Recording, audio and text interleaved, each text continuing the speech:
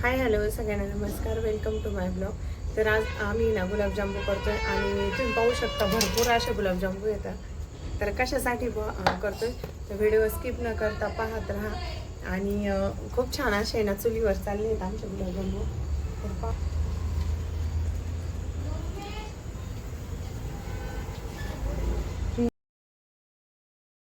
तर रात्री तुम्ही ना म्हणजे पहिल्या व्हिडिओमध्ये पाहिल्याप्रमाणे ना कालच आम्ही रात्री गुलाबजामू केले होते आणि हा व्हिडिओ आहे ना आता दुसऱ्या दिवशीचा दुपारचा येतोय.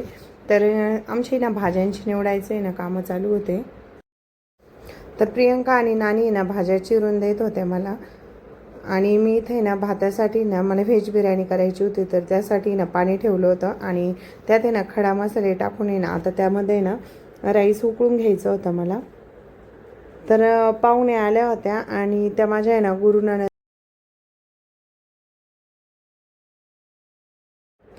तर त्यासाठीच आमचा आहे ना हा चुलीवरचा आज घाट चालू आहे. तर नानींनी ना मला मस्त अशा आहे ना भाज्या निवडून दिल्या आणि कांदा ते चिरून दिला होता. तर मी ना आता भाज्या मस्त अशा परतून घेतल्या आणि व्हेज बिर्याणीचं आहे ना सगळं सामान काढून घेतलं होतं. त्याच्यानंतर भाजी केली आणि मी तिथंच कांदा म्हणजे कोबी चिरून घेतला. आणि सगळ्यांना माहिती आहे गॅस टंचाई आहे, त्याच्यामुळं आज आम्ही ना चुलीवरच स्वयंपाक केला, कारण गॅस पण 30-30 दिवस बुकिंग नाही होते. आणि म्हणजे त्यांना आहे ना आम्ही मदतीलाच बोलवलं होतं. तर माझी व्हेज बिर्याणीची भाजी ते व्यवस्थित करून झाली होती आणि त्यालाही ना आता वाफ द्यायला ठेवायची होती, म्हणजे दम द्यायचा होता. तर मी ना व्यवस्थित अशा आहे ना भाजीच्या आणि भाताची ना लेअर देऊन घेतली होती त्याला. तर ही छोले आणि बटाट्याची भाजी ना खूप छान झाली होती. तर त्यांनी सांगितलं होतं 50-60 लोक असतील आणि आमच्या इथले नविशिक. तर असा 70-80 लोकांचा स्वयंपाक आम्ही ना मस्त असा चुलीवर बनवला. तरी सगळं झाल्यानंतर आहे ना पुऱ्याची तयारी चालू झाली होती आणि प्रियंकाने ना छान असं डेकोरेशन केलं होतं घरामध्ये. आणि त्यांना यायला थोडंसं उशीरच झाला होता, कारण 8:30 वाजले होते वाटते. तर म्हणजे नवरदेव आहे ना पुण्यावरून यायला आणि इथपर्यंत यायला त्याला आहे ना 8-8:30 वाजले होते. तर कुलकर्णी ताई पण आमच्या मदतीला आल्या होत्या पुऱ्याला करू लागायला आम्हाला. आणि चुलीवर पुऱ्या आहे ना खरंच छान होतात, म्हणजे जळत पण नाही आणि कलर पण छान येतो. तर आम्ही ना पुऱ्या ते झालं म्हणजे झालंच होतं स्वयंपाक, मग ते आले.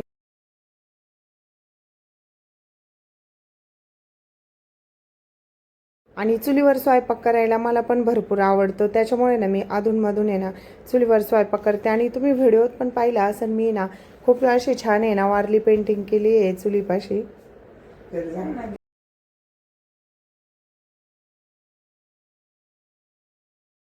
आणि चुलीवर केल्याचा एक फायदा होतो, म्हणजे घरात जेवढा आहे ना राडा होत नाही ना होतो ना तेवढा आहे ना बाहेर होत नाही. आणि आपण जपून आहे ना भांडे ते यूज करतो, म्हणजे तिथल्या तिथंच धुवून वापरतो.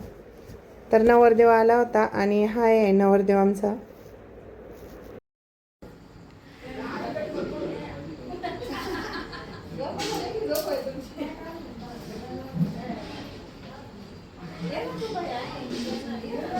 बंद करायला पाहिजे होतं.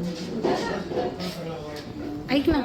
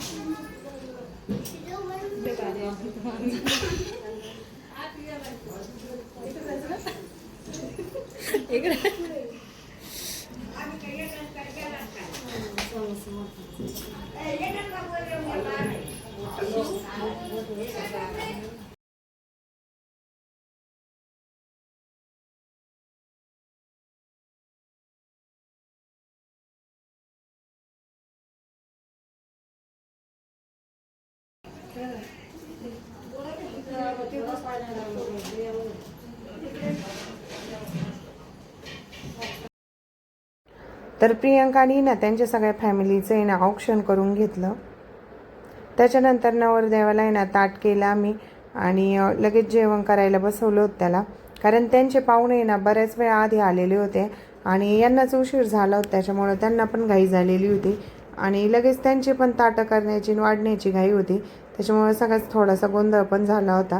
त्याच्यामुळं मी बाहेर गेले आणि प्रियंकाला म्हटलं आता तूच आहे ना त्याला म्हणजे जेवण ते काय लागते बघ. आणि खरे सांगायचं म्हणजे ना आमच्या कॉलनीतले ना सगळे असे ना प्रेमळ आहेत ना.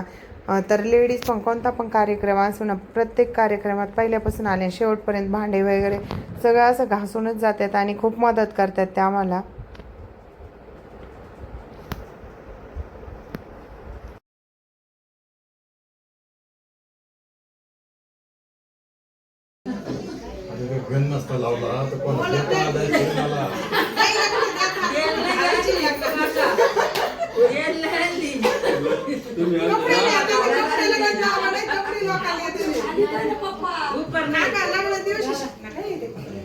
कपडे नको, कपडे शिवायचा उपर नाही त्याच्यामध्ये घेऊन मग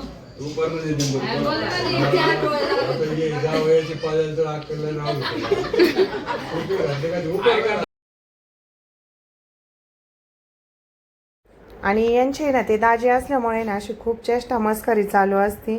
तर काकांनी त्यांनी ना टोपीला आहे ना असा गंध लावला होता. तर ते म्हणत होते का गंध कशाला लावला, तर मला दुसऱ्यांना द्यायला झाली असती. अशी खूप चेष्टा मस्करी. मग त्यांनी कपड्याला पण गंध लावून दिला काकांना. तर हे मुलाचे आई वडील आहेत म्हणजे आमच्या त्या ननंदबाई येतात, तर त्यांचे लेक आणि सुनबाई येतात आणि त्याच्यानंतर आहे ना ह्या त्यांच्या चुलत जाऊबाई येतात. तर त्यांना पण आम्ही ना वरमाई म्हणून ओटी ती भरून घेतली होती.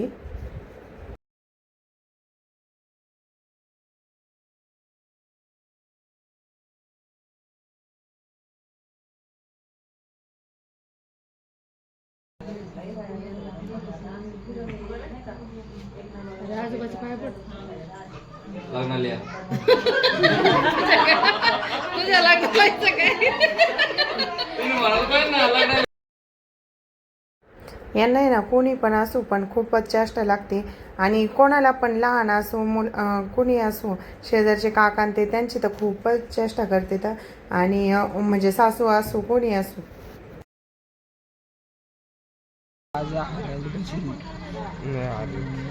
जवळजवळ 10:30 वाजले होते आवरायला त्यांचं आणि त्याच्यानंतर ते गेल्यानंतर आम्ही जेवण केले होते.